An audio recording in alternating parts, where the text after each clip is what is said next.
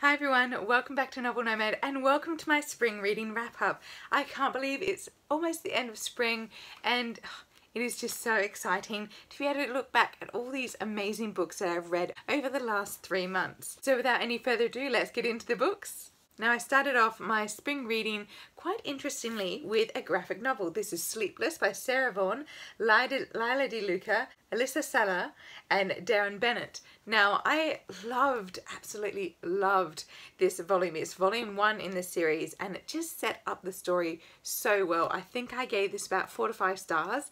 It was really excellent start. You can even read this as a standalone because where it finishes at the end of this volume, it seems like a really well developed story arc in itself.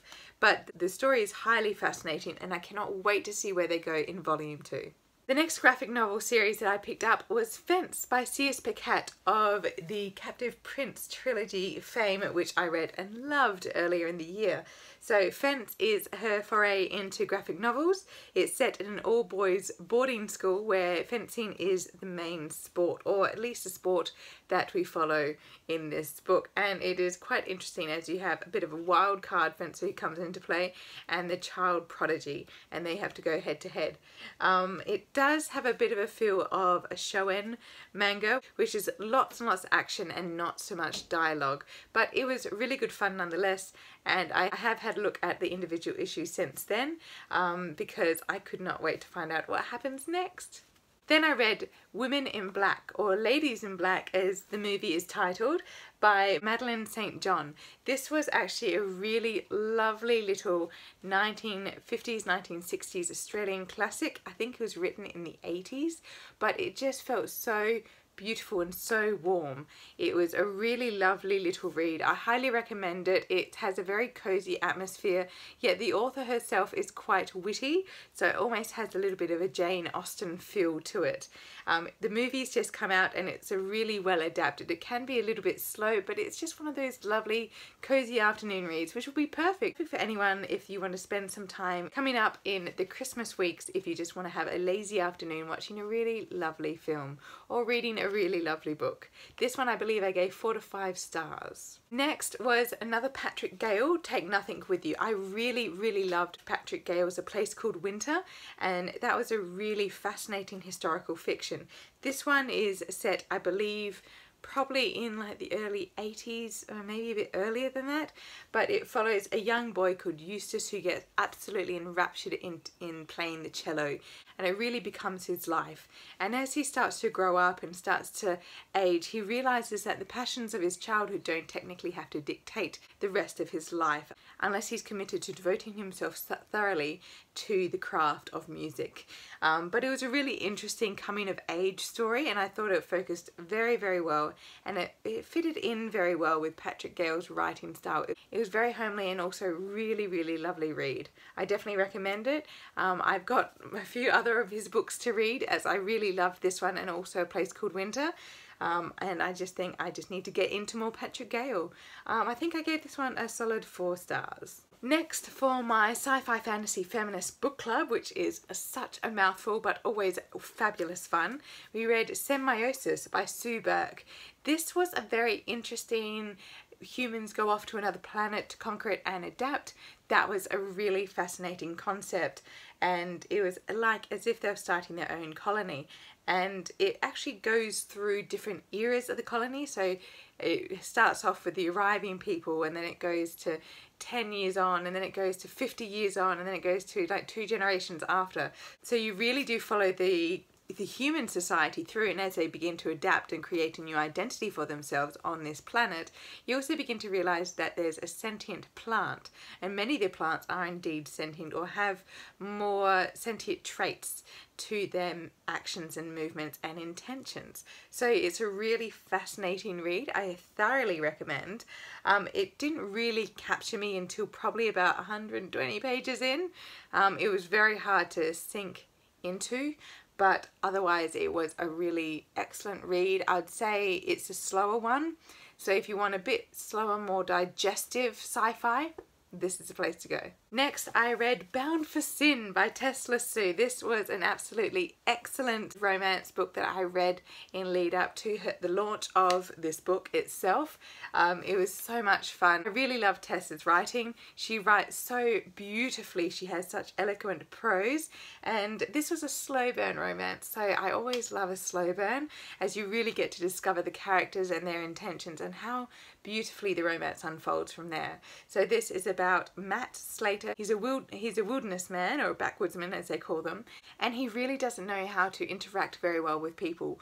But fortunately for him, Georgia B. Blunt is got 5 kids and is very rowdy kids at that, and they make up for any of Matt's deficiencies in interaction because they force him into it. He's wonderful with the kids, and she starts to see his excellent qualities. So definitely recommend this one. I think I gave it a solid 5 stars. I just loved it so much. It was a great romance read to finish before I started Victober. So the first book I read, finished and adored for Victober was The Goblin Market by Christina Rossetti. These poems were absolutely beautiful. Now I won't go into too much on my Victober reads as I have done a full wrap up, but I really thoroughly enjoyed them. Even if you don't want to get into all of her poems, like this is a collection of her poems, I definitely recommend checking out The Goblin Market. You can probably pick up a copy in the Penguin Black editions. Next, I sneakily snuck in a few books for my book clubs, and the first one was And If I Stay by Gail Forman. This was a very sharp, snappy little book that really got the message across very quickly, and it was really interesting. My book club loved it. I probably gave it about 3.5 to 4 stars. I did predict a lot that was going to happen in the book. I haven't seen the movie, but I felt that the book itself was leading into a lot more potential, but to just have that immediate story of her assessing her life in this comatose state was really fascinating. But it would be interesting to see what would have happened afterwards. I am always curious to see where the story goes, and it doesn't really give you too much. I know there's a sequel that you could possibly find out more, but I thought it was a really well done story. Next, I quickly had to sneak in during October was A Fifth Season by N.K. Jemisin. I loved, absolutely adored this book. This was for my Sci-Fi Fantasy Feminist Book Club. Again, I gave this 5 stars. I already have the next 2 books. I want to read it. It's well deserving for a Hugo Award, and it's brilliant. That's all I can really say. It was such a brilliant read. It follows the story of 3 women, a young girl, a mid-adolescent, and also a middle-aged woman, as they start to experience the 5th season, or a season where there's like an endless winter, and so the survival of humanity really comes into great play. And so there have been 5th seasons before this book, but the 5th season that opens this book is the 5th season to end all others. It basically is hugely catastrophic, and just to have that as an opening to a trilogy is fantastically awesome. I can't wait to read the rest. So back into my Victober reads. The next one was The Tenant of Wildfell Hall by Anne Bronte. I adored this book. I gave it 5 stars. This was following the rather chaotic Trail of the Serpent by Mary Elizabeth Braddon. That was not my favourite, but it was still an interesting read. It was quite sensationalist, and you could definitely tell that in the writing style and also the prose that was used. It was still quite elegant prose, and you could see her working her way towards the quality of Lady Audley's Secret, but this, following that book, just made it seem all the more refined and executed in the story and plot. I know the most common complaint is that it slows in the middle, but I think it's an essential part. So I absolutely loved this book and highly recommend. Next on the Victober list was the buddy read Mary Barton by Elizabeth Gaskell. This was excellent good fun. It had a bit at times of a socialist commentary, as well as falling back into a murder mystery / romance read at the end. But it was a really good read. I believe I gave it about 4 stars. It's probably not my most favourite Elizabeth Gaskell's works, but it was rather excellent. Next was one of my shorter little non-fictions for the Victober, and that was Night Walks by Charles Dickens. This was really good fun. It was excellent to read a little bit of non-fiction from Dickens' perspective, as he has such an excellent critical eye and is able to draw attention to every detail in every scene. But it is really interesting to see what London was like in the 1850s, 1840s. especially as I've been there and see what it is today. So it's interesting to see this old town that was becoming the London that we know today. Next buddy read was The Moonstone by Wilkie Collins. This was a very interesting Victorian read. It was ginormous, but it was part of the bestsellers, Victorian bestsellers of the time, and a very early crime novel.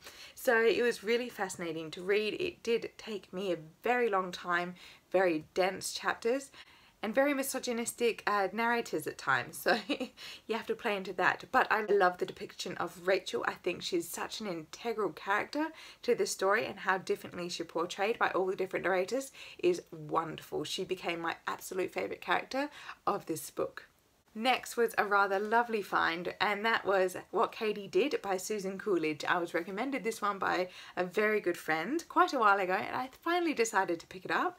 And it is a really lovely story. It's a bit of a coming of age for a girl, and she has to go from her rough and tumble childhood, and then she's forced into a situation which she never expected nor wanted, but she starts to live with it and accept her life as it is, but also accept her growing into herself and into this beautiful person.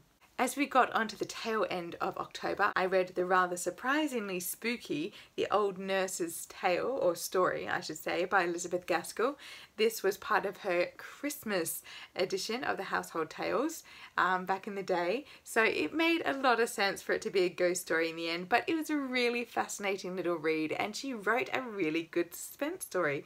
I thought it was quite gruesome and quite excellent. I also finished off Victober with The Yellow Wallpaper by Charlotte Perkins Gilman. This is an absolutely amazing short story. Even if you just read The Yellow Wallpaper, it is absolutely fantastic. There's elements of madness, of female emancipation, and also of female disempowerment during marriage, and I found it really good, especially for a late Victorian time, getting into those very early suffragettes. I could just definitely see that women's rights were coming very much into play and being very much questioned at the time. So I definitely recommend this read. You can once again find The Yellow Wallpaper as a small Penguin Black classic if you don't want to get her full collection, because the story alone is fantastic. I think I gave this one about 5 stars.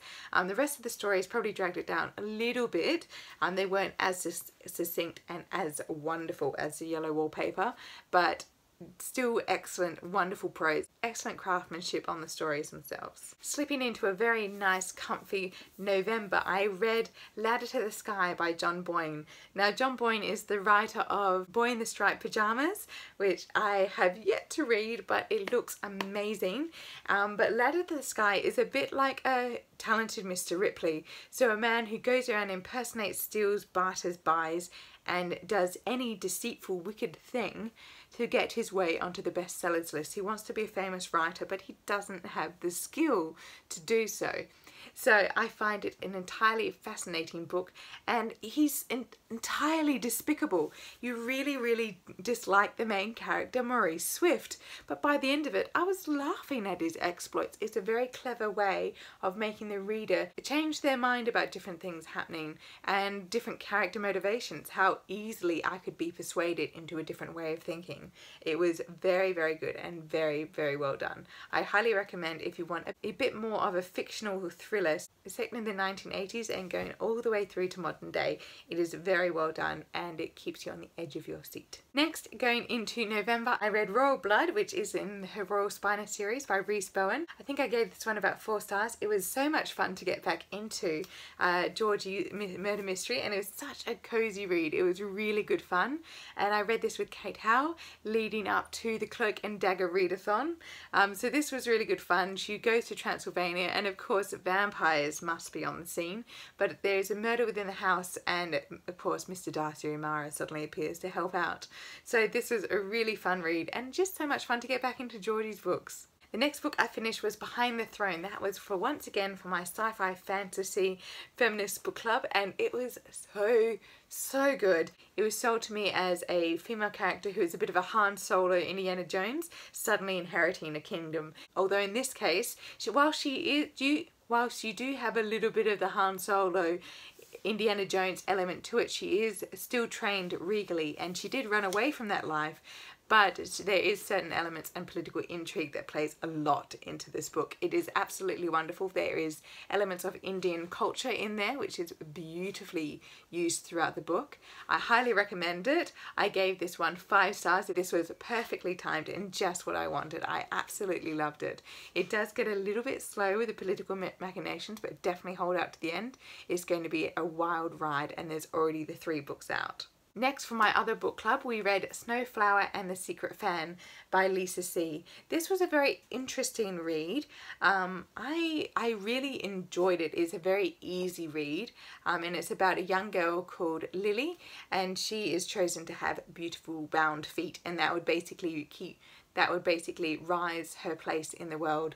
And she becomes very wealthy in marriage, but during her foot binding, she, instead of getting sworn sisters, which is usually 4 women that she can talk to until they're all married, and then they're not allowed to talk to each other again, so she in fact has a Lao Shong, which is a best friend. It's someone who will know her secrets better than anyone else, and they write to each other on a beautiful fan paper, and they send messages and letters to each other throughout their lives. However, Snowflower, who is her good friend who came from money, unfortunately becomes quite destitute, and she is forced to marry below her station, and Lily has to go through the friendship where she's being prevented from seeing Snowflower, and many times she presumes Snowflower is doing things for her own benefit when she's not. She was a very interesting main character to read from, Lily. I thought many times I questioned her judgment on a lot of things.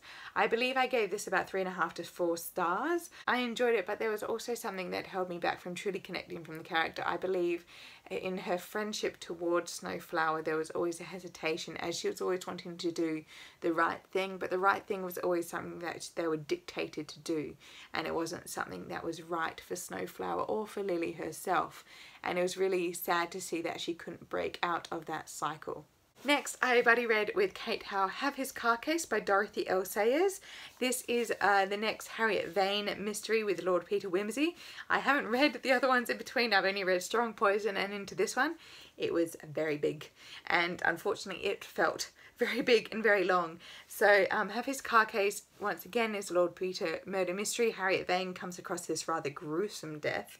But what the problem with this one was, there was a lot of info dumping. There was a lot of information that she was providing the reader with so they could make their own conclusions on the murder. They could see the evidence for themselves. And whilst I see that this is a golden age crime, it was written back in the 1930s, and it would have been hugely popular at the time to have that ability to really follow along with the murder. It really slowed down the plot, and it slowed down some of the funniest parts, which was the interaction between Lord Peter and Harriet. That was just the most perfect dialogue, and I can't wait to read Gaudy Nights, even though that is a bigger book. But it was still a really interesting murder. Half the time though, I just started to my brain started to slightly switch off when I was trying to get through all the information, but it was still a really good read. Next was Return of the Soldier by Rebecca West. This is actually written back during or just after the First World War, I believe.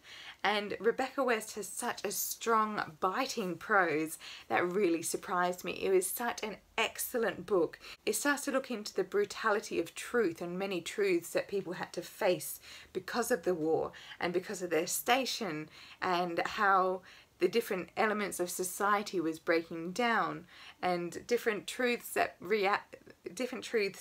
English society had to face with this prolonged war.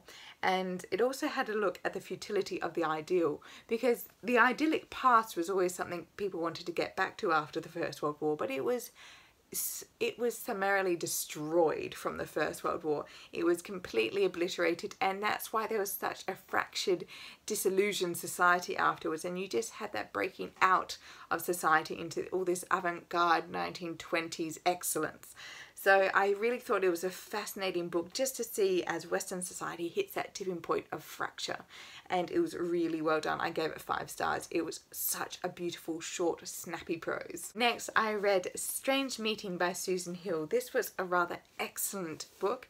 It's about a young man who, after going back to England to recover from a war injury during the First World War, he's once again sent back to the front, and it becomes his new normal. He couldn't stand to be at home and remember all the atrocities that he committed and he saw committed over on the Western Front. However, as soon as he's back, there is a young man who he befriends immediately, and they have this very deep bond and friendship and love for each other, that he wants to save him from all those atrocities that he faces, that he has faced in the past. So there is this realization that he can't save his friend from that, and then he instead becomes the crutch that his friend relies on to get them both through. To get them both through these most horrific experiences. It was beautifully done. I think I gave it about 4 stars. There was just a little bit of something missing, but I think the writing itself was wonderful and the character development was absolutely astounding. And finally, I am currently reading Naughty and Niece by Rhys Bowen with the lovely Kate Howe. I'm having such fun with this read. Of course, another Georgie Darcy murder mystery. She's in Nice this time, so she doesn't have to go back to cold England and deal with Fig so much, Fig and Binky. But it is such a fun read, and I cannot wait for her Christmas murder mystery. It's going to be so much fun, and of course just reading it with Kate Howe is just brilliant. I am thoroughly enjoying myself. So that was all the books I managed to finish in the 3 months of spring. Not as much as I did in winter. I had a very good reading season for winter, but spring was also wonderful because Victoria was just so different. I managed to focus so exclusively on some Victorian reads. It really took me back to my love of Victorian reading and that I want to read more. I hope you had a wonderful spring and reading season. Let me know down below the favourite book you read, be it spring or autumn, and I'll see you all next time. Happy reading! Bye!